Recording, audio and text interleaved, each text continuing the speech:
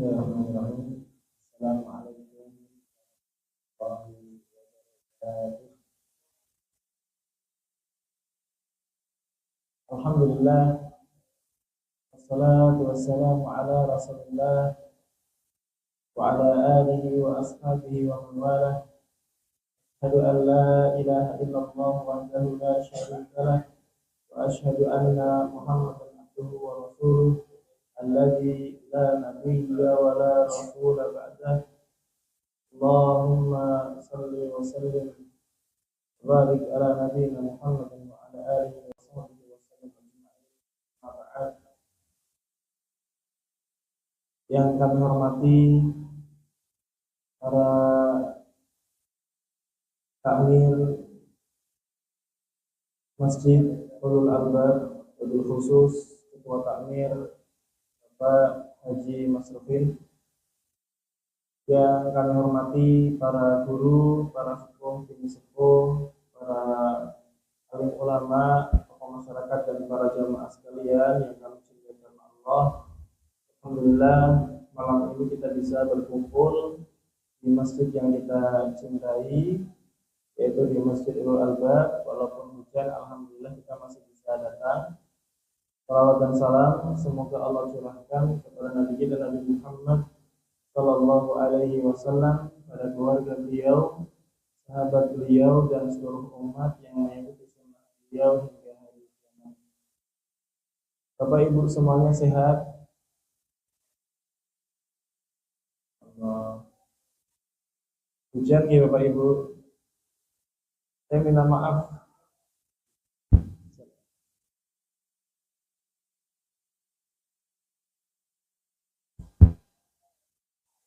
Saya minta maaf kepada Allah. Baru kali ini kayaknya kajian di sini saya terlambat. Kepada Allah, ada beberapa uzur yang kepada Allah kami dapatkan. Yang pertama, kepada Allah, tempo hari motor saya dipinjam Pak Haji, naik gunung ya. Dan hari itu harus ganti oli sebetulnya. Saya udah bilang sama yang pinjam, Mas boleh pinjam tapi sempatkan ganti oli dulu. Kata Allah, namanya anak muda mungkin lupa ya, sampai atas kata Allah piston sama sehernya kena, jadi motornya itu kayak kapal keluar asap gitu ya. Di pagi kami bawa ke bengkel, adalah harus turun mesin. Jadi tadi saya sampaikan maaf karena saya adalah harus cari pinjaman motor dulu. Karena sudah usaha cari Gojek, mungkin kondisi hujan sulit sekali ya. Jadi saya minta maaf sebesar-besarnya. Saya terlambat 15 menit. Semoga Bapak Ibu sekalian memaafkan saya. Maafkan ya. Kalau nggak dimaafkan saya mau pulangnya bingung nanti. Baik, kita akan masuk di pembahasan kita, yaitu kaidah kehidupan dalam Al-Quran nomor ke-22. Jadi kita ini membahas kitab Qawaid Qur'aniyah, rumus kehidupan yang diambil dari Al-Quran. Jadi kalau kita hidup punya moto, hidup kita punya kata-kata penyemangat, kalau kali ini kata-kata penyemangatnya diambil dari Al-Quran. Jadi kitab Qawaid Qur'aniyah adalah kaidah kehidupan. Jadi siapa yang pengen hidupnya bahagia, maka sangat dianjurkan mempelajari kitab ini, mempelajari buku ini. Insya Allah ketika buku ini dipelajari, maka akan menjadikan kita ini termotivasi. Dan kita insya Allah masuk di judul ke-22. Judulnya adalah Takwa dan Sabar, Kunci Sukses Melewati Ujian. Ini desain dari Ulul Albab, insya Allah desainnya bagus. Gak tahu fotonya sama ini mirip nggak Bapak Ibu? Saya sudah usaha pakai seragam yang pas, peci yang pas ini, tapi biasanya ganteng di fotonya nih, Mas Rizky ya. Baik, Bapak Ibu sekalian, sebagai manusia kita nggak mungkin lepas dari yang namanya ujian. Betul Bapak, betul banget. Selama kita hidup kita pasti akan mendapatkan ujian. Tidak mungkin kita nggak diuji sama Allah Subhanahu wa Ta'ala. Jadi rumus yang pertama, hidup pasti ada ujian. Sepakat nggih? Allah Subhanahu wa Ta'ala. Kemudian yang selanjutnya, kita perlu sepakat kalimat yang kedua. Kalimat yang kedua, besarnya ujian sesuai dengan besarnya keimanan. Bapak Ibu sekalian, saya mau tanya, sekolah TK, sekolah SD, SMP, SMA, S1, S2, S3, dan seterusnya. Pertanyaannya, ujian kelas TKA sama kelas TKB sulit mana? TKB. Ujian kelas 1 SD sama kelas 2 SD berat mana? Kelas 2 SD. Kira-kira tingkat SD sama SMP ujiannya berat mana? SMP. Seterusnya SMP sama SMA berat? SMA. SMA sama S1 berat? S1. S1 sama S2 berat? S2. Sama. Keimanan kita menentukan besar kecilnya ujian yang Allah timpakan sama kita. Jadi yang pertama, hidup pasti ada ujian. Yang kedua, tingkat ujian sesuai dengan tingkat keimanan. Yang ketiga, besarnya ujian sebanding dengan besarnya pahala. Bapak Ibu sekalian, saya mau tanya, kita semua pengen pahala yang besar apa pahala yang kecil? Sepakat pahala yang besar? Kalau kita sepakat pengen pahala yang besar, kira-kira ujian yang harus kita lewati ujiannya kecil atau besar? Lah kok nggak jawab? Bapak Ibu semua ini harus sepakat dulu di awal biar kajiannya nanti enak. Saya ulangi nggih, pengen pahala besar atau pahala kecil? Ketika pengen pahalanya besar berarti ujian yang harus kita lewati ujian kecil atau ujian besar? Ujian besar. Iya. Nah kita kalau mau mancing ikan kakap, kok umpannya udang rebon, ya udah mungkin dapet. Betul Pak? Kalau kita pengen mancing dapatnya ikan kakap, dapatnya ikan yang paling besar, ikan apa Pak biasanya? Ikan apa Bu? Ikan kerapu, ya. Kan umpannya harus besar, tali pancingnya harus besar, ya. Kekuatan kailnya harus besar. Jadi 3 kunci di awal saya sampaikan biar kita nanti siap kajian ini. Yang pertama, hidup pasti ada ujian, sepakat? Masya Allah. Yang kedua, besarnya ujian sesuai dengan besarnya keimanan, sepakat? Sepakat. Yang ketiga, besarnya pahala sesuai dengan besarnya ujian, sepakat? Sepakat. Kita langsung masuk di pembahasannya. Kalau pengen bisa melewati ujian harus punya 2. Yang pertama takwa, yang kedua sabar. Ini kita kalau disuruh mengartikan takwa, diminta mengartikan sabar, kira-kira bisa semua? Bisa semua. Secara teori mumtaz, umlot lah bahasanya. Takwa al-imtisalu bi awamirillahi ta'ala wajtinabu nawahihi, menjalankan perintah Allah, menjauhi larangan Allah.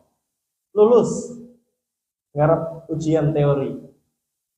Sabar, artinya menahan diri dalam ketaatan, menahan diri menjauhi kemaksiatan, menahan diri menerima cobaan, lulus ujian teori. Tapi ketika ujian praktek babak belur jamaah kita, betul apa tidak? Betul. Ya Allah, dining koyok kene meno. Kadang kita itu masih sok keluar itu. Pikiran-pikiran kayak gitu. Terkadang nggak cuman pikiran, lewat lisan keluar. Terkadang lewat tulisan juga keluar. Antara teori dengan praktek seperti langit dengan bumi, jauh sekali.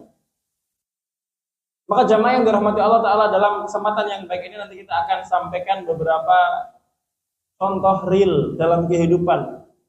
Bagaimana mereka yang diuji oleh Allah Subhanahu wa Ta'ala dengan ujian-ujian yang menggetarkan, dengan ujian-ujian yang menggemparkan, dengan ujian-ujian yang menjadikan air mata tertumpah ruah, dengan ujian-ujian yang menjadikan hati rasanya seperti dicapik-capik, dengan ujian yang menjadikan mereka seolah-olah menjadi orang yang paling menderita dalam hidup ini. Tapi dengan ketakwaan mereka, dengan kesabaran mereka, Allah Subhanahu wa Ta'ala jadikan mereka bisa melewati ujian-ujian yang ada. Bahkan mereka menjadi orang-orang yang top marka top, menjadi orang yang spesial, mengalahkan spesialnya orang-orang yang diuji dengan ujian-ujian yang ringan. Kita masuk dulu dalam ayatnya, karena tadi saya sampaikan. Jadi kitab Qawaid Qur'aniyah itu adalah kitab yang isinya adalah rumus hidup bahagia yang diambil dari Al-Quran. Ada 50 kaidah kehidupan, kita sudah berada di nomor 22, hampir setengahnya. Saya memang memulai nggak dari awal, karena sudah pernah saya bahas waktu saya di Cilacap. Maka ketika saya di sini diminta ngisi kajian yang rutin, saya teruskan. Kalau nggak salah di nomor berapa? 18 kalau nggak salah itu. Baik jamaah, kita masuk di ayatnya. Kelihatan apa bukan jamaah? Kelihatan. Yang kelihatan ayatnya apa ustadznya nih? Ayatnya ya. Baik. Kurang lebih ada 4 kali penyebutan penggabungan antara takwa dan sabar dalam Al-Quran. Secara gamblang disebutkan 4 kali penggabungan antara takwa dengan sabar. Kita kalau bisa hafalkan ini. Saya sudah taruh di YouTube saya cara menghafalkan kaidah ini. Ya. Saya buat nazam. Yang pertama, berkatalah yang baik untuk manusia, husnuzanlah pada Allah Ta'ala, jangan lupa kebaikan sesama, perbanyaklah engkau bermuhasabah. Jadi kalau Bapak Ibu mau menghafal, silakan buka YouTube saya. Di kaidah yang pertama, waktu saya ngisi di satu lembaga namanya GSC, Gerakan atau Gerak Sedekah Cilacap, saya isi di situ dan saya sudah jabarkan judulnya pakai nazam, pakai nada biar gampang diingat. Karena saya biasanya kalau ngapalin tak buat nada, karena biasanya lebih mudah kalau ngapalin menggunakan nada. Seperti saya menghafalkan kaidah tajwid juga pakai nada. Misalkan hukum nun sukun sama tanwin.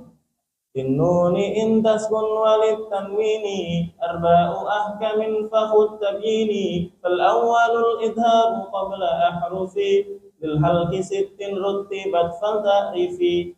Dihafal gampang. Saya juga sudah buat kaidah dari nomor 1 sampai nomor 50 dalam bait syair. Jadi kalau Bapak Ibu mau lihat silakan bisa buka YouTube Ahmad Saifuddin. Kaidah yang pertama ada itu. Kita masuk di kaidah yang ke-22, diambil dari Quran surat Yusuf ayat 88 sampai 90. Bapak Ibu, silakan bisa dilihat dulu, dipotret ya, dihafal. Takwa dan sabar kunci sukses melewati ujian.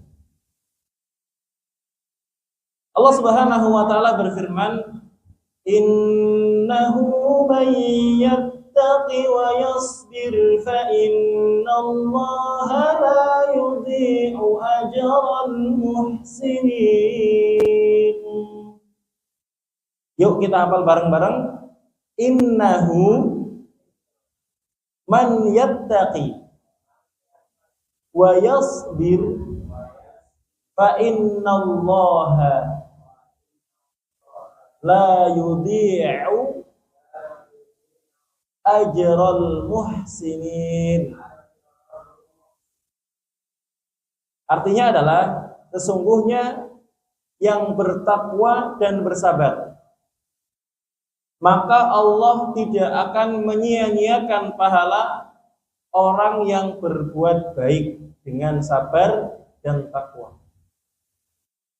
Jadi jamaah sekalian, orang yang takwa, orang yang sabar, gak akan Allah sia-siakan, gak akan Allah telantarkan, gak akan Allah tinggalkan.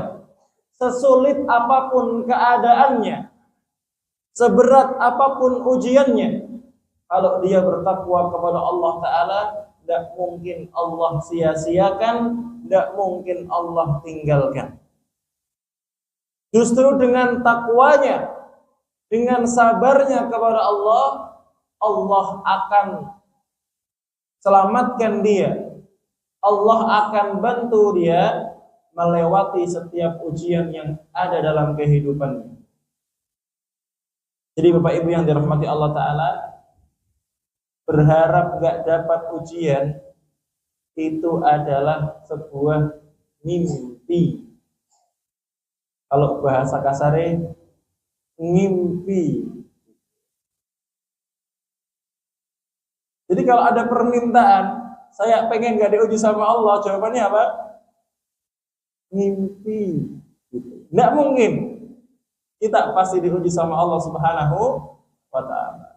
Dan kalau kita takwa, kita sabar, kita pasti bisa melewati ujian tersebut. Ini ayatnya, tolong dihafal. Innahu may yattaqi wa yasbir fa innallaha la yudhi'u ajral muhsinin. Ini lagi, hafal kalau bisa. Yang pertama, berkatalah yang baik manusia. Berkatalah yang baik kepada manusia. Allah katakan wa qulu linnasi husna, Al-Baqarah ayat 83. Kalau bisa dihafal. Yang kedua, husnudon sama Allah Ta'ala. Allah sebutkan dalam surat Al-Baqarah ayat 216. Kalau bisa kita hafal. Jadi biar nanti hidup kita semakin kuat. Ya jamaah yang dirahmati Allah Ta'ala, kita langsung masuk di contoh nyata. Biasanya kalau ibu-ibu dan bapak-bapak dikasih contoh langsung senang.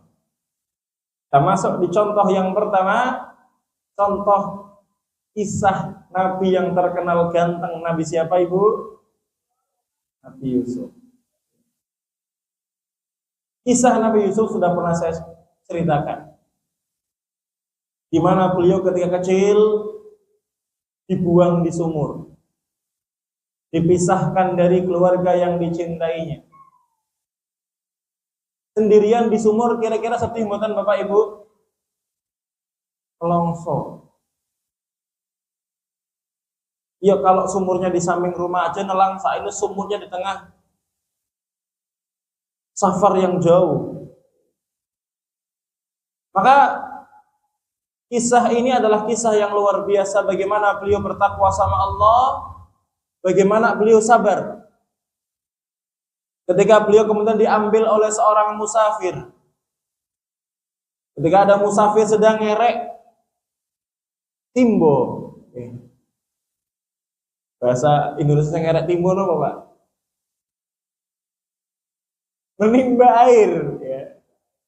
Ketika kemudian diangkat, Masya Allah, ada anak kecil bagus, putih, rambutnya klimis, bening, seperti permata. Wih, langsung senang banget, disampaikan ke teman-temannya, tadi ketika saya menimba air, saya mendapati anak kecil yang ganteng ini, yang bagus ini. Teman-temannya sepakat, kita jual aja di pasar.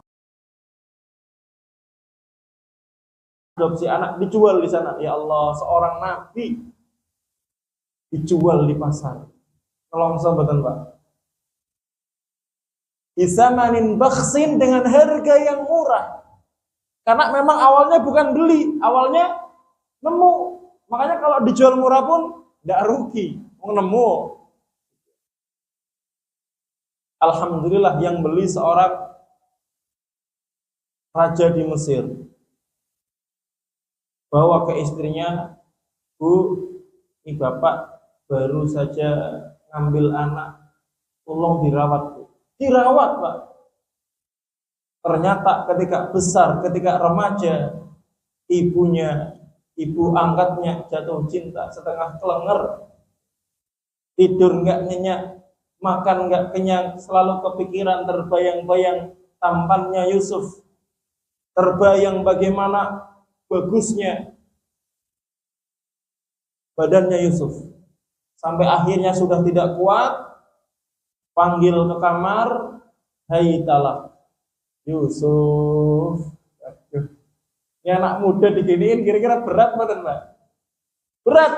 Sebagian ulama mengatakan beratnya Nabi Yusuf dilemparkan ke sumur masih cukup ringan dibanding beratnya Nabi Yusuf ketika mendengarkan panggilan hai talak. Itu termasuk panggilan rayuan tingkat tinggi dalam bahasa Arab. Inilah penggabungan antara takwa dan sabar. Ketika Nabi Yusuf alaihi salam kecil dilemparkan ke sumur, dengan sabar cukup. Dengan sabar apa? Cukup. Tapi ketika dimasukkan ke dalam kamar dengan perempuan yang sangat cantik jelita, dia seorang pemuda yang syahwatnya masih menggelora, dipaksa pula, dikunci semua pintu kamar tersebut. Maka jamaah yang dirahmati Allah Ta'ala, Nabi Yusuf menggabungkan antara sabar dan takwa. Dan Masya Allahnya beliau, ketika ujian semakin besar, gak cuma sekali jamaah. Setelah kejadian itu, seluruh masyarakat kemudian banyak yang mencela ibu angkatnya. Akhirnya apa? Ibu angkatnya ini gak terima, dipanggil semua penduduk-penduduk yang ada di situ. Di kemudian hari mereka diminta untuk masak secara bersama-sama. Bayangannya kayak panjenengan kemarin ngurusi kurban, ya Pak, bareng-bareng ngurusi masakan, ngurusi kurban, pegang pisau. Kemudian Nabi Yusuf disuruh lewat, semua wanita ketika itu tersepona.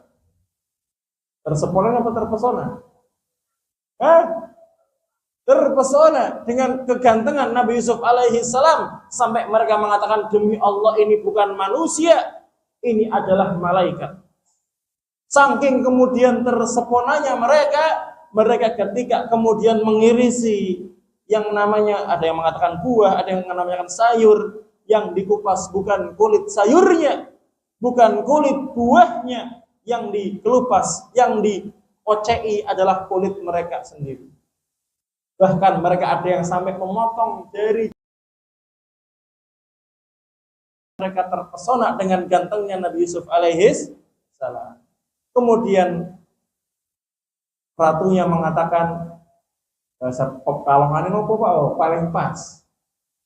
Ini bahasa Arabnya, ini yang kalian menjadikan saya kalian cela. Mungkin bahasa Pekalongan itu ngerti yo, bunggan, rasa no, ya.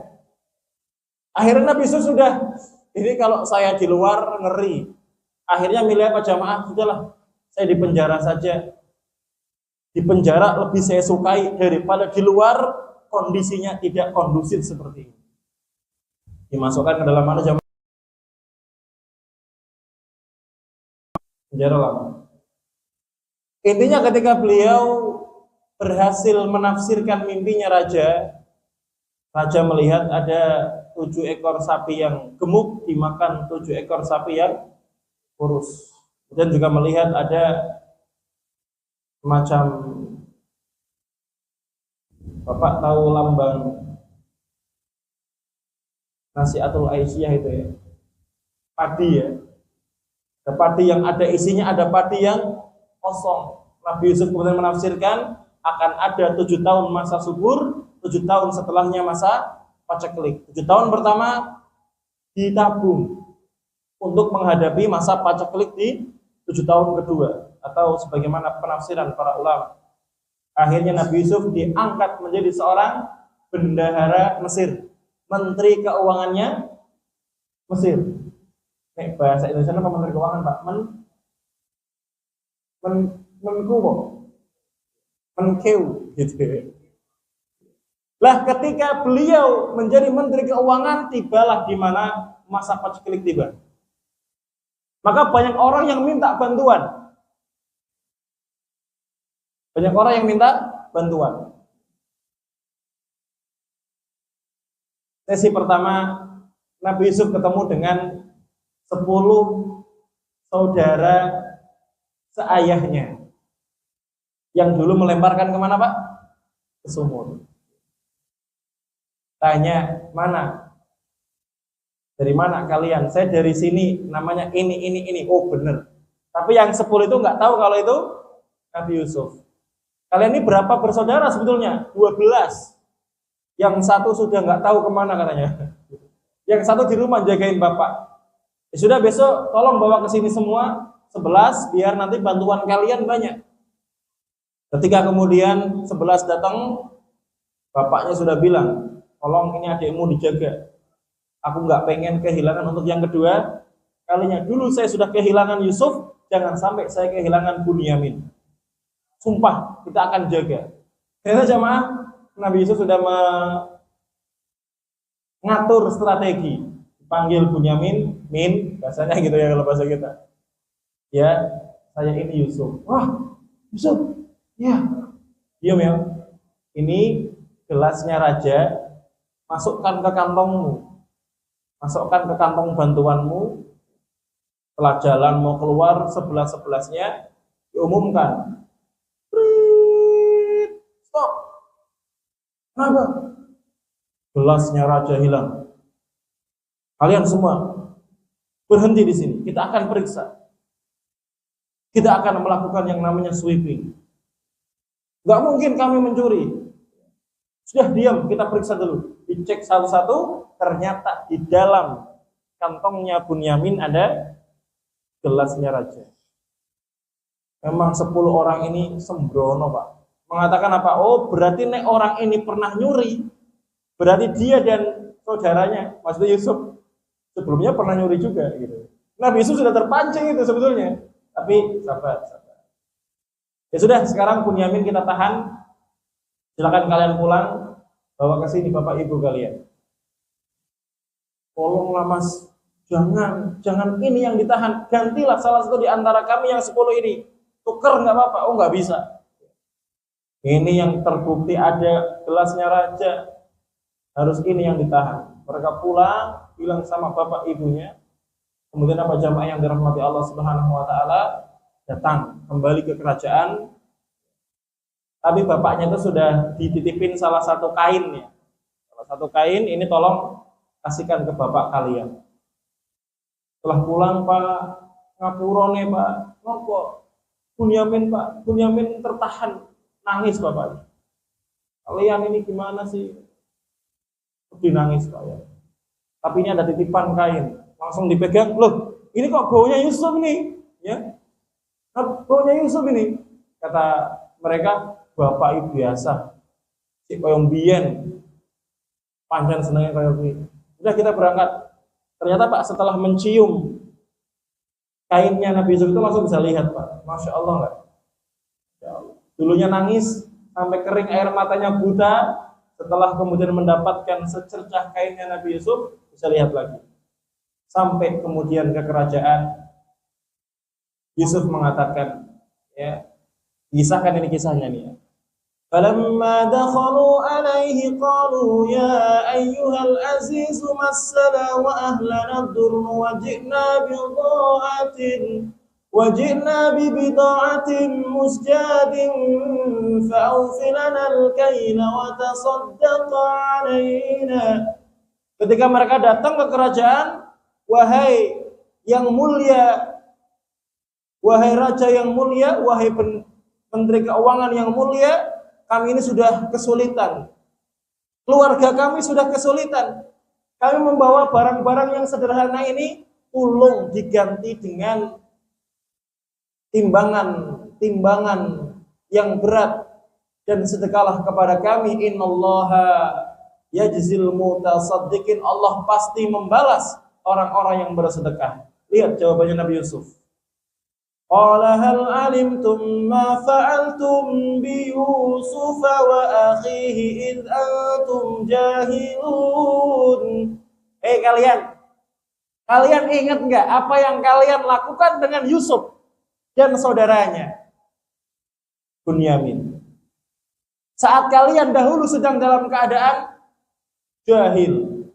Karena saking irinya, saking dengkinya melakukan perbuatan yang di luar nurul. Gak habis fikri jamaah kita melihatnya. Gak habis fikri. Ini semua di luar nurul. Ya. Akhirnya apa jamaah? Mereka kaget. Qalu a'innaka la anta Yusuf. Jangan-jangan kamu ini Yusuf. Qala ana Yusuf wa hada akhi. Iya. Saya Yusuf. Dan ini adalah adik saya yang namanya siapa? Bunyamin. Qad manallahu alaina. Allah telah memuliakan kami. Innahu man yattaqi wa yasbir fa innallaha la yudhi'u.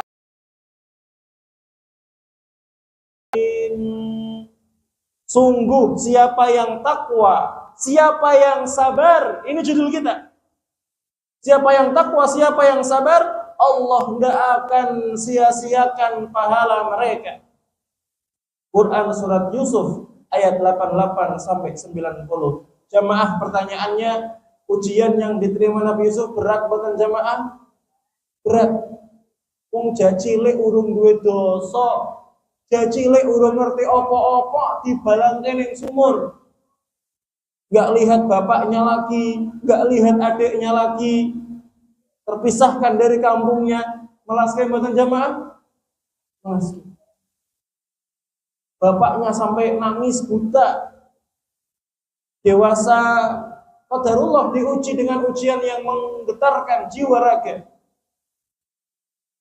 Tapi dengan kesabaran beliau, dengan ketakwaan beliau, Allah Subhanahu wa ta'ala angkat beliau menjadi seorang menteri keuangan di negara Mesir. Maka jamaah yang dirahmati Allah ta'ala, sebesar apapun ujian kita, sebesar apapun cobaan kita, jangan lupakan takwa, jangan lupakan sabar. Insya Allah, Allah akan berikan kita jalan yang terang, jalan keluar yang menghantarkan kita kepada kebahagiaan. Seandainya kita di dunia ini kok sedih terus, seandainya kok kita di dunia ini sakit terus, seandainya kita di dunia ini kok susah terus, bendino isini air mata, bendino isini kekurangan. Tapi kalau kita takwa, kalau kita sabar, kita meninggal di atas amal baik ini, Allah akan berikan kebahagiaan dalam kehidupan akhirat kita. Ini baru yang pertama jamaah. Sudah kurang 9 menit lagi kajian selesai. Ya Allah. Padahal tadi kita sebutkan ada 4. Tidak apa-apa, yang lanjutnya kita pelan-pelan. Nggak harus buru-buru, nggak apa-apa jamaah ya. Ini jamaah Ujian Nabi Yusuf yang pertama dizolimi sama saudaranya. Kemudian ujian yang kedua dizolimi sama istrinya raja. Tapi alhamdulillah dengan takwa dan sabar beliau lulus, bahkan akhirnya beliau adalah orang yang mulia. Maka saya sampaikan di sini, Nabi Yusuf adalah contoh remaja masa kini. Nabi Yusuf dihadapkan dengan perempuan yang cantik jelita, gimana tidak coba? Istrinya raja, Pak. Raja itu kalau milih istri ada sayembara dulu, dipilih yang paling cantik, dipilih yang paling menarik. Nabi Yusuf dihadapkan dengan ujian yang semacam itu lulus. Maka para pemuda harus mencontoh Nabi Yusuf. Bagaimana zaman sekarang yang namanya medsos, yang namanya media sosial, ya Allah jemaah, mau nyari apa aja bisa. Foto-foto yang tidak baik, video-video yang tidak baik, semuanya ada. Maka tolong ketika syahwat menggelora dalam kesendirian, tidak ada yang melihat, ingat Allah melihat. Ingat takwa, ingat sabar. Insya Allah siapa yang takwa, siapa yang sabar, Allah akan berikan dia jalan keluar.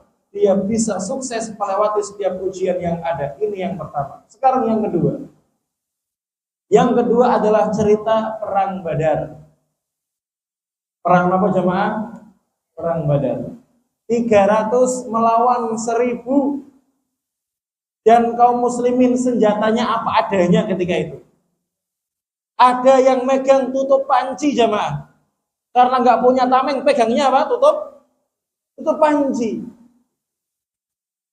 Yang punya senjata bagus cuma 1-2 orang. Sedangkan musuh, senjatanya lengkap. Kudanya banyak, untanya banyak.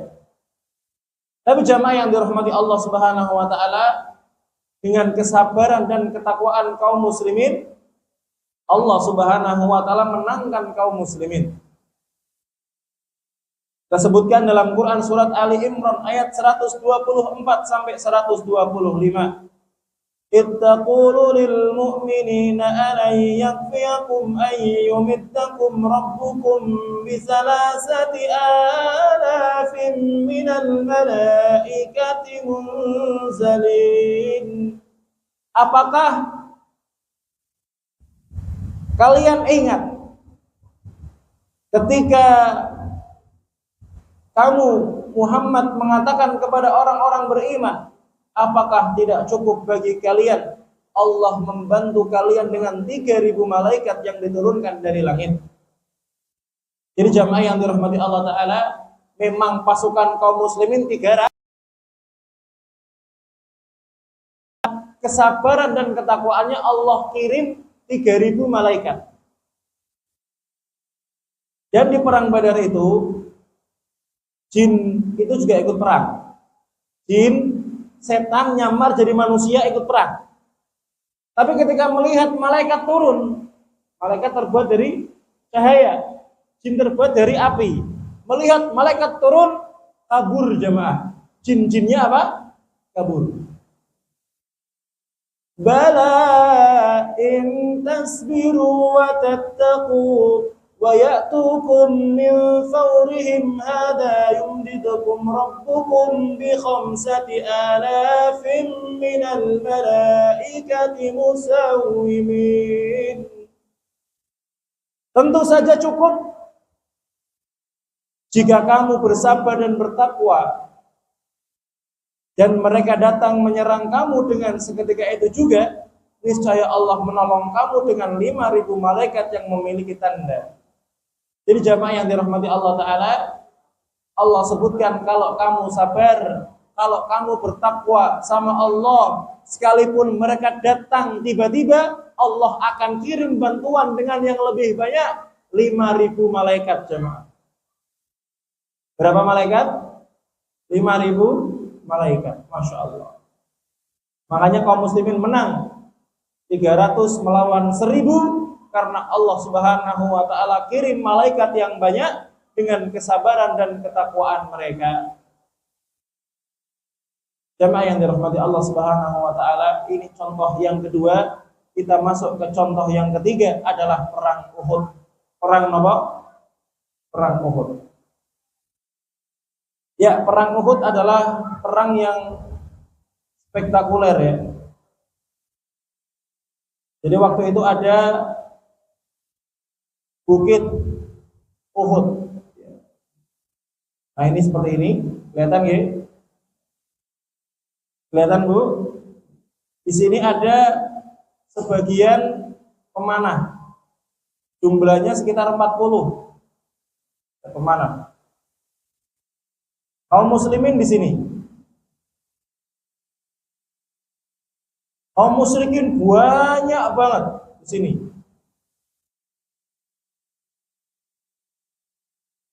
Ketika mereka kemudian berhadapan, kaget. Kenapa kaget? Ketika mereka fokus kepada kaum muslimin di depan, tiba-tiba dari atas jatuh apa Bu? Panah banyak sekali. Panah, banyak sekali panahnya. Sehingga mereka kocar-kacir, mereka mundur jamaah. Mereka apa? Mundur. Allah sudah. Cuman qadarullah ada kesalahan di sini. Tim pemanah itu kata Rasul jangan sampai turun. Sekalipun melihat kaum muslimin pada meninggal, jangan sampai turun. Cuma namanya anak muda, Pak. Sebagian pemanah itu anak muda. Ketika melihat kemudian orang-orang musyrik sudah mundur, mereka pada turun ngambilin harta rampasan perang. Ada emas, ada unta, ada kuda, senjata, turun. Khalid bin Walid. Siapa namanya? Khalid bin Walid belum masuk Islam waktu itu. Dan dia ahli strategi. Ketika mereka mundur sudah kalah, melihat, oh ternyata panah turun dari sini. Dan ternyata mereka pada turun ke bawah. Khalid langsung manuver masuk ke sini, Pak. Di sini. Di sini dengan para tentaranya menghabisi pasukan-pasukan yang ada di sini. Bagian yang belum turun dihabisi. Melihat ini, pasukan yang sempat mundur maju lagi. Serang. Nah, di sini. Ya. Menyerang dikepung dengan kepungan yang besar. Wasallam itu ketika kemudian ada sahabat yang mengelilingi beliau, misalnya ini Nabi di sini misalnya, ya. Musuh juga mengitari dengan jumlah yang lebih banyak. Sehingga berjamaah dilukain semua yang di sini, ya. Sampai kemudian ketika semakin mengecil kepungannya, Nabi Shallallahu Alaihi Wasallam itu pakai helm yang pakai besi. Ketika dipukul, masuk helm besinya sampai gigi beliau patah. Ini dia. Jamaah yang dirahmati Allah Subhanahu wa taala. Ketika kemudian kondisi mencekam seperti ini, Allah Subhanahu wa taala katakan, wa in tasbiru wa tattaqu la yadurrukum kaiduhum syai'a. Kalau kalian sabar, kalau kalian takwa, maka tipu daya mereka tidak akan. Ada seorang sahabat yang mirip sama Nabi wajahnya. Cukup mirip ya. Ternyata apa jamaah? Ketika ini meninggal, orang musyrik menganggap Muhammad sudah meninggal. Akhirnya mereka mundur, pulang ke kampungnya. Alhamdulillah yang meninggal bukan Nabi Muhammad, yang meninggal adalah orang lain. Jadi jamaah yang dirahmati Allah Ta'ala, sebetulnya kaum muslimin sudah menang. Ya. Awalnya sudah apa? Sudah menang. Cuman karena qadarullah, ada sebagian tim pemanah yang turun. Padahal kata Nabi jangan turun. Akhirnya apa? Mereka membalikkan keadaan. Mereka yang kemudian ya membunuh banyak kaum muslimin. Tapi akhir jamaah mereka pergi meninggalkan peperangan karena mengira Nabi Muhammad sudah meninggal, padahal belum meninggal. Karena Nabi dan para sahabat sabar, Nabi dan para sahabat bertakwa, Allah Subhanahu wa taala tetap menyelamatkan mereka, tipu daya kaum musyrikin tidak memberikan hasil. Minta izin Pak Geng sedikit. Yang keempat adalah tentang cobaan hidup. Ini secara umum. Kalau tadi yang pertama tentang Nabi Yusuf, yang kedua tentang perang Badar, yang ketiga perang Uhud, kalimat yang selanjutnya ini secara umum. Latublawunna fi amwalikum wa anfusikum wa latasma'unna minal ladina utul kitaba min qablikum wa minal ladina asyraku adan katsira. Kalian wahai manusia pasti Allah uji dalam harta kalian. Punya uang ujian, enggak punya uang juga ujian. Punya uang ke ujian Ustaz, ujian. Harus mengeluarkan zakat. Kadang eman-eman. Harus mengeluarkan yang wajib, kadang eman. Kadang punya uang banyak, kadang dalam kondisi tertentu bangkrut dan sebagainya ya. Enggak punya uang juga cobaan. Wa anfusikum kadang diuji dalam jiwa. Kadang sedih, kadang kena mental kita, kadang hancur perasaan kita, kadang orang yang kita cintai meninggal dunia. Dan kita akan mendengar ucapan-ucapan yang menyakitkan dari orang Yahudi, dari orang Nasrani, dari orang musyrik. Jemaah kemarin ikuti berita enggak? Ada orang musyrik, orang Indonesia, mengatakan ngapain capek-capek haji, ngapain capek-capek umroh, mending mengunjungi tempat ibadah kami, setahun langsung sampai, gak usah nunggu lama-lama. Tadi sih dengar nggak kemarin? Ya itu ada berita viral ya, Mas Iwit ya. Kurang ajar mereka omongannya. Masjidil Haram, Mekah kok disamakan dengan tempat kemusyrikan. Jangan main-main kalian. Salat di Masjidil Haram itu 100.000 kali lipat salat di tempat lain. Ini terbukti ayatnya. Kita akan mendengar omongan yang enggak menyenangkan dari orang Yahudi, orang Nasrani dan orang musyrik. Tapi apa kata Allah? Wa in tasbiru wa tattaqu fa inna dzalika min azmil umur. Kalau kalian sabar, kalau kalian bertakwa, maka sabar dan takwa merupakan perkara yang harus diperjuangkan, harus diutamakan, karena kemudian hadiahnya luar biasa. Kita pasti akan selamat menghadapi ujian harta, ujian jiwa, dan perkataan-perkataan yang tidak mengenakan yang ada dari orang-orang musyrik, dari orang-orang Yahudi dan orang Nasrani. Ini jamaah yang dirahmati Allah Subhanahu wa taala. Contoh takwa dan sabar kunci sukses melewati ujian. Tadi yang pertama kisah Nabi Yusuf, yang kedua kisah perang Badar, yang ketiga kisah perang Uhud, dan yang keempat kisah manusia secara umum. Semoga dengan takwa dan sabar yang kita upayakan, Allah Subhanahu wa taala menjadikan kita selamat daripada ujian yang kita kemudian alami dalam kehidupan ini. Jamaah yang dirahmati Allah Subhanahu wa taala, semoga kita selamat ujian di dunia, semoga kita selamat ujian ketika sakaratul maut, dan semoga kita juga ujian selamat ketika diuji oleh Allah menjawab pertanyaan malaikat di kubur, dan semoga kita bisa menyelamatkan diri dan diselamatkan oleh Allah Ta'ala dari ujian-ujian yang ada di akhirat. Amin ya rabbal alamin. Jamaah yang dirahmati Allah Subhanahu wa taala, ini yang bisa kami sampaikan, semoga bermanfaat. Monggo sebelum ditutup barangkali ada pertanyaan bisa ditanyakan. Jadi, monggo Ibu. Waalaikumsalam warahmatullahi wabarakatuh.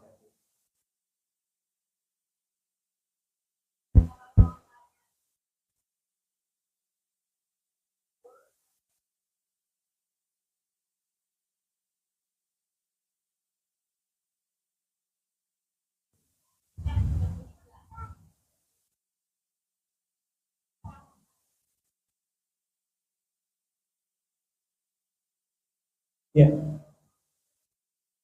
jamaah yang dirahmati Allah Subhanahu wa taala, ada pertanyaan dari Ibu. Kalau kita tidur, sebelum tidur kita doa, zikir, menerapkan sunnah-sunnah sebelum tidur. Kemudian ketika tidur ternyata mimpi ketemu orang yang sudah meninggal, Ibu ya. Pertanyaan saya, mimpi baik apa mimpi buruk? Pertanyaan saya, mimpinya baik atau buruk? Iya. Ya. Kalau nggak dijawab nggak apa-apa, Bu. Ya. Pertanyaan Ibu adalah, apakah boleh kita mentakwilkan mimpi, maksudnya akan ini dan akan itu? Jawabannya adalah Allahu a'lam bishawab.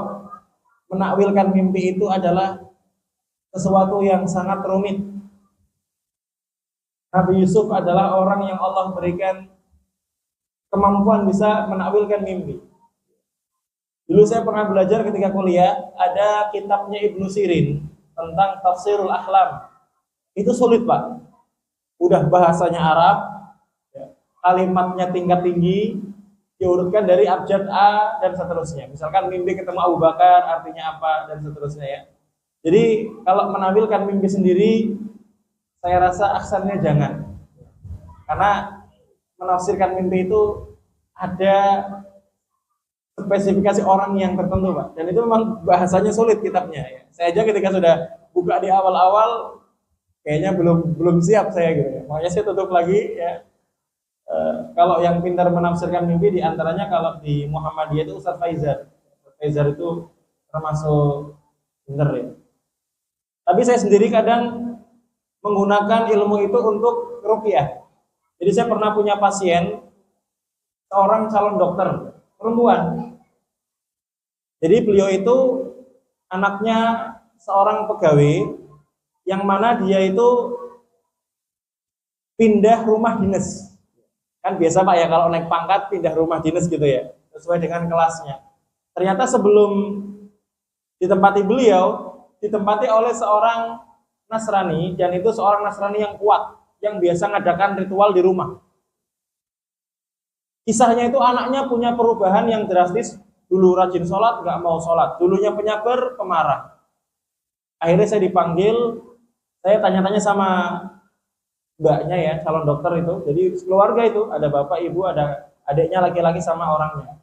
Mbak, boleh ceritakan gimana awal kisahnya? Saya mimpi Ustadz, di mimpi saya itu ada seorang yang menawarkan saya untuk masuk ke agama Kristen. Dan dia itu kalau kondisi sedang kambuh, Pak, kadang suka selebrasi yang paham ya? Yang megang kepala, kemudian dada kanan, dada kiri. Ya, paham ya? Oh, saya kemudian pernah belajar ini, kalau mimpinya itu berarti diruqyahnya dengan ayat-ayat yang tentang Isa bin Maryam. Ya, langsung saya ruqyah. Saya coba dulu dengan ruqyah secara umum, nggak reaksi. Ketika saya baca, laqad kafaral ladzina qalu innallaha tsalitsu tsalasa, laqad kafaral ladzina qalu Isa bin apa namanya? Ininya tentang itu ya, saya agak lupa ayatnya. Laqad kafaral ladzina qalu ada dua pokoknya. Yang pertama adalah laqad kafaral ladzina qalu innallaha tsalitsu tsalasa. Telah kafir orang yang mengatakan Allah itu tiga, trinitas, ya. Langsung reaksi, Pak Bu. Langsung reaksi. Kemudian saya ulang-ulang, bacakan lagi tadi ayatnya.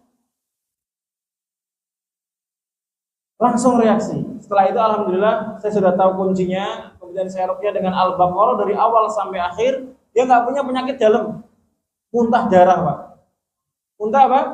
Darah. Saya tanya, Pak Bu, ini punya penyakit dalam nggak? Punya paru-paru nggak? Ya punya paru-paru, Ustaz. Maksudnya punya paru-paru basah nggak gitu? Enggak, Ustaz. TBC enggak. Keluar darah muntahnya, Pak. Alhamdulillah ala kulli hal sekarang sudah sehat lagi. Jadi takwil mimpi itu perlu buku panduan. Dan memang buku panduannya sulit. Maka ya, kalau kemudian mimpi baik ya doa semoga dikabulkan. Kalau mimpi buruk nanti ibu bisa tengok kiri seperti meludah. Gitu ya. Tapi jangan ada orang gitu ya. Marah nanti gitu ya. Sambil doa sama Allah ya, biar tidak mimpi buruk atau biar tidak terjadi mimpi buruk itu, dan jangan diceritakan kalau mimpi buruk kecuali kepada orang yang ahli takwil mimpi. Jadi dulu saya memang pernah belajar tapi sebagian aja Pak, nggak semua yang memang saya butuh ya, dan seterusnya. Allahu a'lam bishawab, ini yang bisa saya sampaikan. Kalau ada kebaikan dari Allah Ta'ala, ada kesalahan dari saya mohon dimaafkan. Jazakumullah khair atas kehadirannya. Kita tutup dengan doa kafaratul majelis. Subhanakallahumma wa bihamdika asyhadu an la ilaha illa anta astaghfiruka wa atubu ilaik. Setelah salam saya kembalikan ke pembawa acara. Wassalamualaikum warahmatullahi wabarakatuh.